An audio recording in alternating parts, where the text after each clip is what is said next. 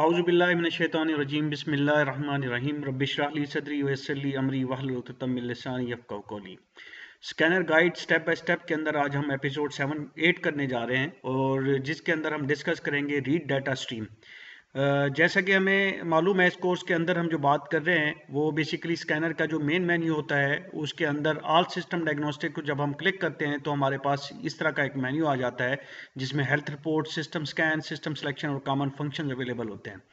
इसमें से हम जो फर्दर डिस्कस कर रहे थे वो है सिस्टम सिलेक्शन, और सिस्टम सिलेक्शन के अंदर जो मेन्यू आता है उसमें गाड़ी के अंदर तमाम जो मौजूद कंट्रोल मॉड्यूल होते हैं या ईसीयूज होते हैं उनकी लिस्ट आ जाती है, उनका मेन्यू आ जाता है। तो वहाँ से हमने इंजन कंट्रोल मॉड्यूल को सिलेक्ट किया हुआ है होंडा की गाड़ी को लेके, और इंजन कंट्रोल मॉड्यूल के अंदर जो सब मेन्यू आता है वो यहाँ पे शो किया जा रहा है। और इसके अंदर आज हम बाकी चीज़ों को कवर करते आते हुए इस एपिसोड के अंदर हम रीड डाटा स्ट्रीम को करेंगे, जिसको जनरली हमारे यहाँ लोग लाइव डाटा स्ट्रीम के नाम से जानते हैं कि स्कैनर लाइव डाटा या लाइव डाटा के बारे में बात की जाती है। तो आज हम इंजन कंट्रोल मॉड्यूल से मुंसलिक जो लाइव डाटा है या डाटा स्ट्रीम्स हैं, जो पैरामीटर्स होते हैं जिनको पिड्स भी कहते हैं, पैरामीटर आइडेंटिफायर का नाम भी दिया जाता है, उनको हम वन बाय वन डिस्कस करेंगे। और ये एपिसोड काफ़ी इंपॉर्टेंट है और इससे नेक्स्ट वाली भी इंशाल्लाह, इससे काफ़ी सारे कॉन्सेप्ट जो आप डाटा स्ट्रीम को देखते हैं जिसमें बहुत सारे लोगों को काफ़ी सारी कबाहत पेश आती है या उनको क्लैरिटी नहीं मिलती, तो इस एपिसोड के साथ इंशाल्लाह काफ़ी क्लैरिटी मिलने वाली है। तो जब हमने रीड डाटा स्ट्रीम की बटन को प्रेस किया स्कैनर के ऊपर, इस वाले बटन को, तो हमें जो नेक्स्ट स्क्रीन मिलती है देखने को, उसमें हमें मुख्तलिफ पैरामीटर्स मिलते हैं और यहाँ पे आपको बॉक्सेस बने हुए नज़र आएंगे जिनको आप जब सेलेक्ट करेंगे तो ये पैरामीटर्स आप उठा के वो जब आप सेलेक्ट करेंगे और ओके करेंगे, इन पैरामीटर्स को सिलेक्ट ऑल करेंगे तो ये ऑटोमेटिकली तमाम बॉक्सेस चेक हो जाएंगे। और अगर आप वन बाय वन करेंगे तो फिर जिन बॉक्सेस को आपने चेक किया होगा ओके करने पे उनकी रीडिंग्स आपको शो होना शुरू हो जाएंगी। इसमें ऑल करने की ज़रूरत नहीं होती, इसमें सिर्फ आप इनको सब पैरामीटर्स को देखते हुए जिस प्रॉब्लम के लिए आप स्कैनिंग कर रहे हैं, लाइव डाटा को देख रहे हैं, उनसे मुंसलिक जो पैरामीटर्स हैं सिर्फ उनको सिलेक्ट किया जाना चाहिए ताकि आपको जो रिफ्रेश रेट है स्कैनर का वो आपको अच्छा मिलेगा। अगर आप बिला वजह सारे के सारे पैरामीटर्स वो करेंगे तो उसमें बाज़ औक़ात कुछ स्कैनर जो है ना स्लो भी हो जाते हैं। तो सबसे पहले रीड डाटा स्ट्रीम के जो ये मेन्यू है उसकी वजाहत हम कर लेते हैं यहाँ पे। इस मेन्यू में स्कैनर सिलेक्टेड ईसीयू, और हमारे केस में चूंकि हमने ईसीएम को सिलेक्ट किया हुआ है, इंजन कंट्रोल मॉड्यूल को, इसमें जितने भी पैरामीटर्स या सेंसर वगैरह का डाटा या रीडिंग्स आ रही होती हैं इनकी मुकम्मल लिस्ट दिखाता है। इस लिस्ट में मौजूद पैरामीटर्स ईसीएम से डायरेक्ट लिंक्ड सेंसर्स वगैरह के भी मौजूद होते हैं और कुछ और ईसीयू से मुतालिक पैरामीटर्स का डाटा जो कि ईसीएम इस्तेमाल कर रहा होता है वो भी पैरामीटर्स भी इस ईसीएम की डाटा स्ट्रीम में स्कैनर पे शो होता है। मिसाल के तौर पे व्हीकल की स्पीड है जो कि इंजन कंट्रोल मॉड्यूल से जो व्हीकल का जो गाड़ी की स्पीड का जो सेंसर है, स्पीड सेंसर है, वो डायरेक्टली ईसीएम के साथ लिंक नहीं होता, वो एबीएस के साथ लिंक होगा। अगर गाड़ी में एबीएस मौजूद है तो उस एबीएस बेसिकली फिर उस सेंसर का डाटा ईसीएम के पास कम्युनिकेशन लाइन के ऊपर दिखा रहा होता है। इसी तरह जो बैटरी के वोल्टेज मिसाल के तौर पे हैं वो भी ईसीएम के जो डाटा स्ट्रीम में जब आप जाते हैं इंजन कंट्रोल मॉड्यूल की, तो वहां पे आपको बैटरी के वोल्टेज भी नजर आते हैं। बेसिकली जब आप किसी एसएम ईसीएम की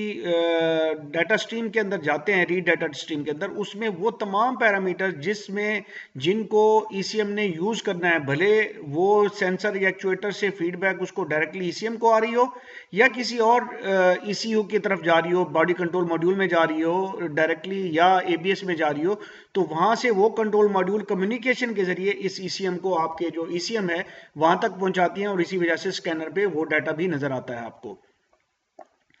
इस मेनू में इंजन लाइव डाटा दिखाया जाता है। लाइव डाटा के एनालिसिस से काफ़ी सारे फॉल्ट्स के डायग्नोसिस काफ़ी आसान हो जाते हैं। बाज़ औक़ात आप सिर्फ फॉल्ट कोड को जब आप देखते हैं तो उससे आपको क्लैरिटी नहीं मिलती, लेकिन जब आप जाके सेंसर्स वगैरह का डाटा देखते हैं तो उन डाटा को एनालाइज करने से आपको पता चल जाता है कि ये फॉल्ट सेंसर का नहीं है बल्कि किसी और वजह से है। तो इससे काफ़ी आसानी हो जाती है और आप बहुत कुछ इससे डायग्नोस कर सकते हैं। सॉफ्टवेयर मेन मेन्यू से लाइव डाटा मोड सेलेक्ट करने पे मुख्तलिफ इंजन पैरामीटर्स की लिस्ट दिखाता है जिसमें आप अपने फॉल्ट के हिसाब से या तमाम पैरामीटर्स बाय वक्त सेलेक्ट कर सकते हैं। पैरामीटर सिलेक्शन के बाद जब आप ओके का बटन प्रेस करते हैं तो सॉफ्टवेयर अगले सफ़े पे ले जाता है जहां पे सिलेक्टेड पैरामीटर्स की रीडिंग्स नज़र आ रही होती हैं। इसके अलावा आप ऊपर मौजूद सर्च बार में ज़रूरत के मुताबिक, ये सर्च बार आपको ऊपर नज़र आ रही है, अगर आप किसी पैरामीटर का यहाँ पे थोड़ा सा टाइपिंग भी करेंगे तो वो ऑटोमेटिकली यहाँ पे आपको नीचे नज़र आएगा के मुताबिक कोई भी पैरामीटर सर्च करके सिलेक्ट कर सकते हैं। ऐसा नहीं है कि आप इस मिसाल के तौर पे 50 यहाँ पे पैरामीटर्स नज़र आ रहे हैं तो आप उसको स्क्रॉल करते रहें और एंड पे आपका पैरामीटर हो, तो आप मिसाल के तौर पे ईसीटी लेना चाहते हैं तो ईसीटी लिखेंगे या इंजन कूलेंट लिखेंगे तो आपको वहाँ पे ईसीटी वाला जो पैरामीटर है वो फौरन आपके सामने आ सकता है। इसमें बिलावजह गैर ज़रूरी या सब के सब पैरामीटर्स नहीं सिलेक्ट करने चाहिए, क्योंकि इसकी वजह से स्कैनर की ईसीएम से कम्युनिकेशन की स्पीड की ज़रूरत ज़्यादा होगी, और ख़ास तौर पे अगर डायग्नोस्टिक नेटवर्क स्लो स्पीड का है तो पैरामीटर्स की तब्दील होती रीडिंग में डिले आएगा, लेट होगा, जिसकी वजह से इन पैरामीटर्स का कई दफ़ा एनालिसिस करना मुमकिन नहीं होता। ख़ास तौर पे पुरानी गाड़ियों में अगर आप देखें तो पुरानी गाड़ियों में जो ये डायग्नोस्टिक वो है कम्युनिकेशन लाइन है वो कैन हाई स्पीड की नहीं है बल्कि के लाइन या कैन लो स्पीड की लाइन पे डाटा आ रहा होता है, जिसकी वजह से आप उनका रिफ्रेश रेट भी देखते हैं कि वैल्यूज़ बड़ी थोड़ी स्लोली चेंज हो रही होती हैं, जबकि आप एक्सेलेरेटर दबाते होते हैं और आपको स्कैनर के ऊपर एक्सेलेरेटर की जो पोजीशन वो दिखा रहा होता है वो स्लो होती है। वो इस वजह से होती है कि वहाँ पे जो नेटवर्क है उसकी स्पीड वो ऑलरेडी स्लो है, ऊपर से अगर आप सारे के सारे पैरामीटर सेलेक्ट कर लेंगे तो वो मज़ीद स्लो हो जाएगा। तो इसलिए गैर ज़रूरी तौर पे आपको कोई भी पैरामीटर सेलेक्ट नहीं करने चाहिए। अब जब हमने इसको यहाँ पे हमने ओके का बटन सिलेक्शन के बाद जब हमने ओके का बटन दबाया है तो हमारे पास वो पैरामीटर्स यहाँ पे शो होना शुरू हो गए। ये स्क्रीन अब आपको पैरामीटर्स की वैल्यूज़ के साथ शो करा रही है। तो हम उसी तरह से अपने मामूल के मुताबिक हम इसी को हमने 1 के साथ डिनोट किया हुआ है। 1 को यहाँ पे उर्दू हरूफ तहज्जी के अंदर जो कुछ यहाँ पे लिखा हुआ है इंग्लिश में यहाँ पे लिख दिया है और उर्दू हरूफ तहज्जी में यहाँ पे लिख दिया है। तो यहाँ पे लिखा हुआ है कि नंबर ऑफ डीटीसी, ये नंबर का साइन होता है, हैश साइन भी इसको कहते हैं और इसको नंबर साइन भी कहते हैं। Number of DTC stored in this ECU, ECM में जितने डीटीसी या डिटेक्टेड फॉल्ट कोड्स मौजूद हैं इनका टोटल नंबर यहाँ दिखाया जाता है कि टोटल इस गाड़ी में कितने हैं। तो यहाँ पे 0 शो हो रहा है तो इसका मतलब है यहाँ पे 0 फॉल्ट कोड है इस गाड़ी के अंदर। फिर एब्सोल्यूट लोड वैल्यू, ये एब्सोल्यूट लोड वैल्यू हमने जनरली हम जो स्कैनर के अंदर में मिलता है वो कैलकुलेटेड लोड वैल्यू मिलता है, जबकि एब्सोल्यूट लोड वैल्यू बहुत कम गाड़ियों में स्कैनर दिखाता है क्योंकि उनकी कैपेबिलिटी नहीं होती या उनके ईसीएम के ईसीयू के अंदर ये चीज़ जो है ना ये पैरामीटर इस तरह से डिफाइन नहीं हुआ होता। ये एक जनरली ये पैरामीटर आपको बहुत कम गाड़ियों में नज़र आएगा, लेकिन बहरहाल ये होता है। ये आप यूँ समझ लें कि ये कैलकुलेटेड लोड वैल्यू जिन दोस्तों को इसका क्लैरिटी के साथ अंदाज़ा है तो ये उसका एक तरह से भाई है। कैलकुलेटेड लोड वैल्यू जो है वो एक 100 के उस पे कि जी इंजन के ऊपर जो लोड है, लोड का मतलब ये है कि वो कितनी हवा मैक्सिमम जो ले रहा है उसका कितना हिस्सा ले रहा है, वो कैलकुलेटेड लोड में आ जाता है। एब्सोल्यूट लोड वैल्यू में हम इसको देख लेते हैं कि ये पैरामीटर इंजन लोड की एब्सोल्यूट टर्म्स में शो करता है, इंजन लोड की वैल्यू को एब्सोल्यूट टर्म्स में शो करता है कि इंजन पे लोड पड़ कितना रहा है। जनरली गाड़ियों में स्कैनर इसकी बजाय कैलकुलेटेड लोड शो करते हैं जो कि लोड को परसेंटेज में दिखाता है कि 100 के स्केल पे अगर 100 लोड अगर फुल एक्सेलेरेटर हम जब देते हैं तो बेसिकली वो 100% कैलकुलेटेड लोड वैल्यू होती है, परसेंटेज में दिखाता है, जिससे इंजन पे पड़ने वाले लोड को अच्छे तरीके से परखा जाता है। यानी कि अगर इस पैरामीटर की जगह पे आप कैलकुलेटेड लोड को आप देखेंगे तो वो परसेंटेज में आपको दिखाएगा और 100 के अगेंस्ट आपको दिखाएगा कि जी आपका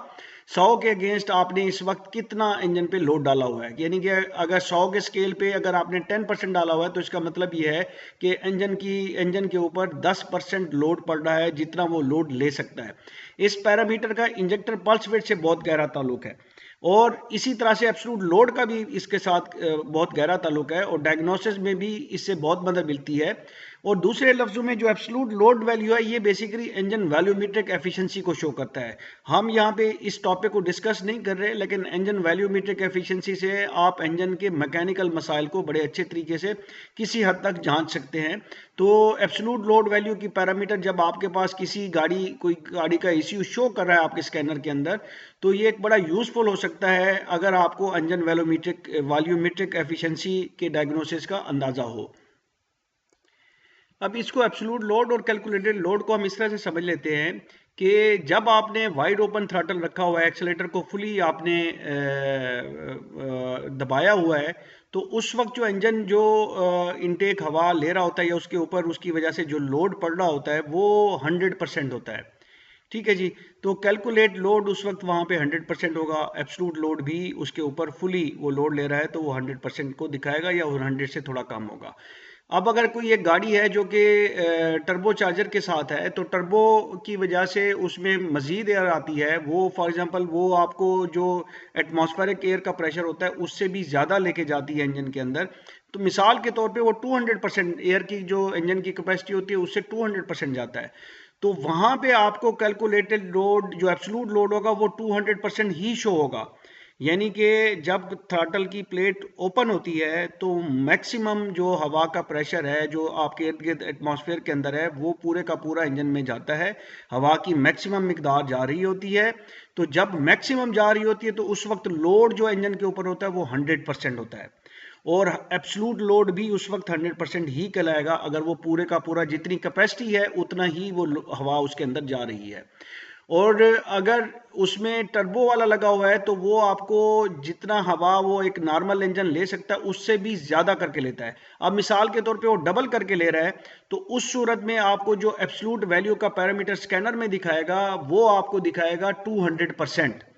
जबकि जो कैलकुलेटेड वैल्यू देखेंगे तो वो आपको दिखाएगा 100%। तो ये वो रिलेटिव है कि जी जाना कितना चाहिए उसके हिसाब से रिलेटिव है, और ये जा कितना रहा है ये उसके हिसाब से दिखा रहा है। तो इस वजह से ये चूंकि उसके अंदर टर्बो के साथ 200% लोड जा रहा है, मिसाल के तौर पे वो 200 ग्राम हवा उसमें जा सकती है वाइड ओपन थ्रॉटल के ऊपर, टर्बो के साथ वो 400 हो जाती है, तो एब्सोल्यूट लोड आपको 200% दिखाएगा पैरामीटर यहाँ पे रीडिंग। जबकि कैलकुलेट लोड आपको कहेगा कि जी चूंकि इसमें 400 टर्बो की वजह से 400 ग्राम जा सकती थी, 400 जा रही है तो ये 100% है। तो ये बेसिकली फर्क है। ताहम ये बहुत कम गाड़ियों में आपको ये वाला पैरामीटर नजर आता है, और ज्यादातर जो मैक्सिमम गाड़ियां हैं उनके अंदर आपको कैलकुलेटेड लोड वाला पैरामीटर नजर आएगा।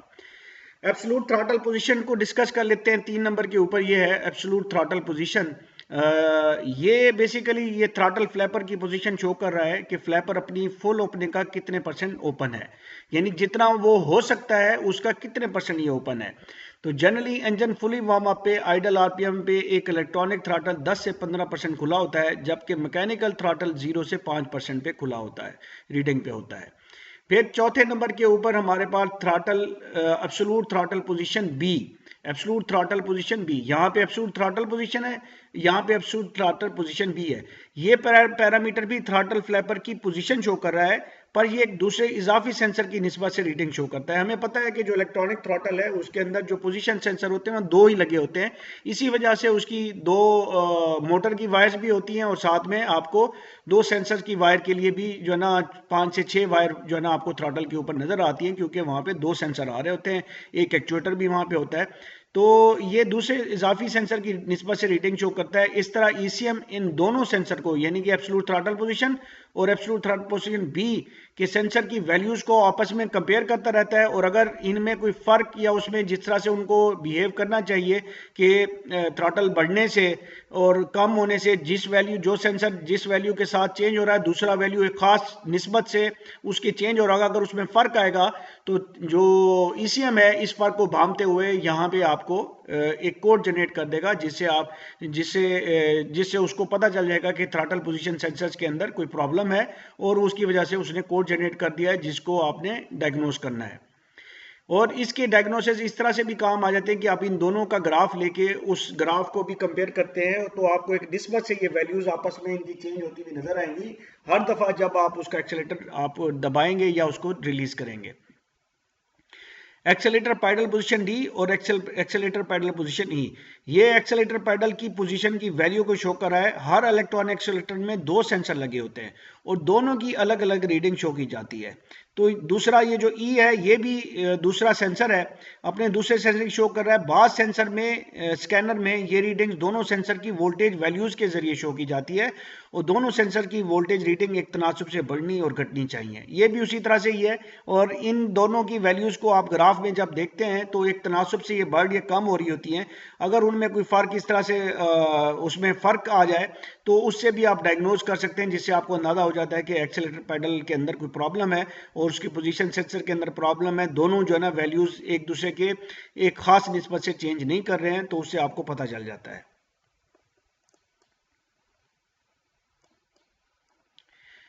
फिर 7 नंबर के ऊपर air flow rate from mass air flow sensor लिखा हुआ है, यहाँ पे 0.12 ग्राम पर सेकंड लिखा हुआ है। और यहाँ पे ये जो आपको ये एरो से नज़र आ रहा है, इसको जब आप क्लिक करते हैं तो ये जो ग्राम पर सेकंड है, इसके अलावा उसमें पाउंड पर आर भी कुछ दिखा रहा होगा, ग्राम पर आर भी दिखा रहा होगा, तो इसके मुख्तलिफ यूनिट्स के अंदर भी दिखाया जाता है,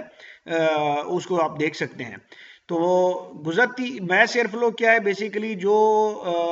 आपके जो थ्रॉटल है उसमें से जो हवा गुजर रही है उसका वजन बेसिकली ये पैरामीटर शो करता है कि हवा का कितना वजन है इस वक्त जो इंजन में दाखिल हो रहा है। इंजन फुली वार्म अप पे आइडल आरपीएम पे मैफ सेंसर की रीडिंग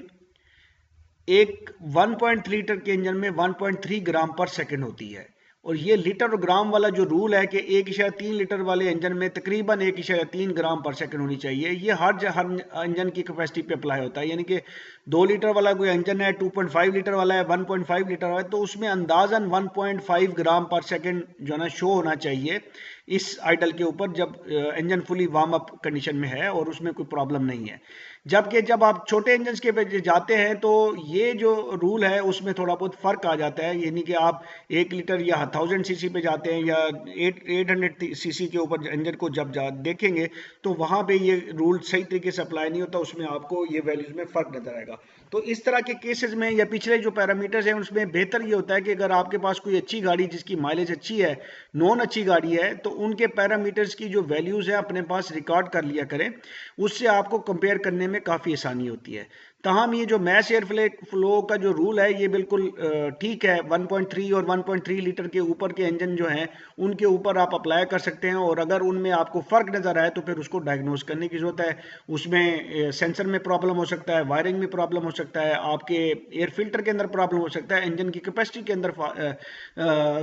कंप्रेशन के अंदर प्रॉब्लम हो सकता है, तो उनको फिर फर्दर डायग्नोज करने की ज़रूरत होती है।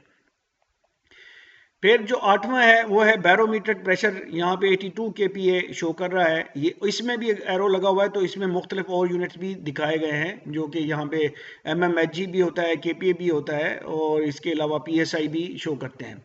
अब बैरोमीट्रिक प्रेशर क्या है, ये माहौल का प्रेशर होता है। यानी कि हमारे इर्द गिर्द जो माहौल है, गाड़ी के इर्द गिर्द जो माहौल है, उसके अंदर एक ख़ास प्रेशर होता है, और ये प्रेशर जब आप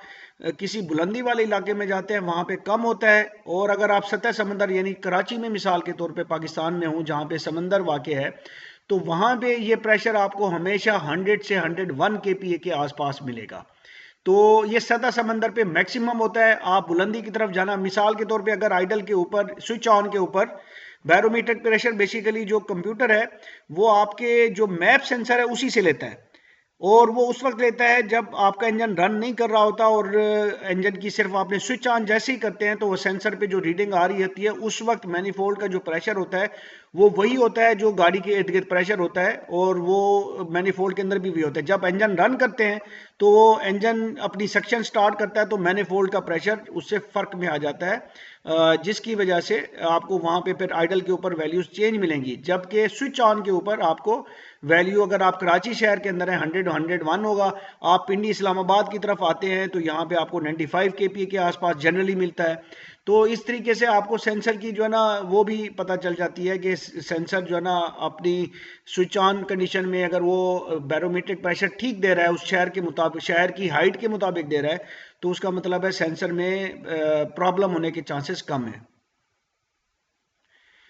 फिर कैलकुलेटेड लोड वैल्यू आ गया। एब्सोल्यूट कैलकुलेटेड लोड को हमने देख लिया। अब ये कैलकुलेटेड लोड वैल्यू वो पैरामीटर है जो आपको हर गाड़ी में मिलेगा, और ये बहुत ही इंपॉर्टेंट पैरामीटर होता है। इसके ऊपर हमारा एक अलग से एक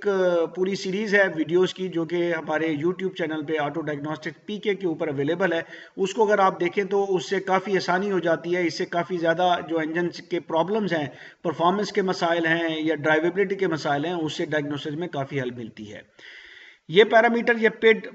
PID, पेड से मुराद PID से है पैरामीटर आइडेंटिफायर। इंजन पे कितना लोड पड़ रहा है को जाहिर करता है, और इसी लोड की बुनियाद पे ईसीएम इंजेक्टर पल्स डिफाइन करता है। याद रखिएगा, अगर आपका लोड बढ़ा हुआ होगा तो इंजेक्टर पल्स ज्यादा होगी और गाड़ी फ्यूल माइलेज ज्यादा ले रही होगी। ये ईसीएम प्राइमरीली मैफ या मैप सेंसर और इंजन आरपीएम की बुनियाद पे वर्कआउट करता है। इसके साथ साथ इसमें कुछ और सेंसर की इनपुट होती है, मिसाल के तौर पे accelerator pedal position, throttle position, उसके अलावा आपका जो टेम्परेचर सेंसर है, एयर का temperature, air IAT inlet air temperature sensor, और ईसीटी जो आपका इंजन कूलेंट टेम्परेचर सेंसर है, इन सब की जो सेंसर्स की इनपुट है उनकी बेस के ऊपर ये कैलकुलेटेड लोड डिफाइन होता है। और जब इंजन फुली वार्म अप हो तो आइडल पे ये वैल्यू 18 से 22% के दरमियान मौजूद होती है। और इवन जब आप इस लोड को, जब हम लोड कहते हैं, जब आपका एसी ऑन करें तो आप ये देखेंगे कि ये वो वैल्यू जो है ना चेंज होगी, ये बढ़ेगी, क्योंकि एसी जो है ना उसके ऊपर लोड डालता है। इसी तरह अगर आप हेडलाइट ऑन करेंगे तो हेडलाइट भी इंजन के ऊपर, उसकी इलेक्ट्रिक की डिमांड ज़्यादा होती है। आपका जो अल्टरनेटर है उसका मैग्नेट स्ट्रांग होता है, तो वो इंजन के ऊपर एक फिजिकल लोड डालता है। एसी जब आप ऑन करते हैं, जो कंप्रेसर ऑन होता है, तो वो फिजिकल इंजन पे लोड डालता है, जिसकी वजह से आपको ये लोड की वैल्यू बढ़ती हुई नजर आएगी। और फिर जो मैं वीडियो को रेफर कर रहा हूँ, उस वीडियो के अंदर मुख्तलिफ सिनेरियोज के ऊपर कैसे डायग्नोज करने चाहिए या इसका सही एसेंस क्या है कैलकुलेटेड लोड वैल्यू के पैरामीटर का, उसको काफ़ी अच्छे तरीके से डिस्कस किया गया है। फिर हम आ जाते हैं कमांडेड एवेपोरेटिव पर्च। ये जो पैरामीटर है 10 नंबर के ऊपर, ये जो पर्च है ये बेसिकली जो पर्च वाल्व भी हमने सुना होगा, ईवैप वाल्व है, उससे रिलेटेड है। और इसमें ये क्या है, ये फ्यूल फ्यूम्स जो कि फ्यूल टैंक से चारकोल कनस्तर में जमा होते हैं, इनको इनटेक में भेजने के लिए पर्च वाल्व या ईवैप वाल्व को खोलने की कमांड है। ये बेसिकली ईसीएम अपनी कैलकुलेट करके रखता है कि जी मैंने उसको इस टाइम पे कितनी कमांड, कितना खोलना है उस पर्ज वाल्व को। तो ये उसकी कमांड है जो कि ईसीएम हायर आरपीएम पे देता है। जनरली वो हायर आरपीएम पे देखता है, क्योंकि लोअर आरपीएम पे देगा तो एक्स्ट्रा हवा आ जाएगी, एक्स्ट्रा हवा आ जाएगी तो आपके आइडल आरपीएम खराब हो सकते हैं। तो आइडल आरपीएम पे ये हमेशा 0% के आसपास मिलेगा। आज की एपिसोड के लिए हम इसको यहीं तक रखते हैं, और इंशाल्लाह नेक्स्ट एपिसोड पे हम कंट्रोल मॉड्यूल वोल्टेज जो 11 नंबर से हम ऑनवर्ड आगे डिस्कस करेंगे। आई थैंक यू ऑल। अस्सलाम वालेकुम वरहमतुल्लाहि वबरकातुहू।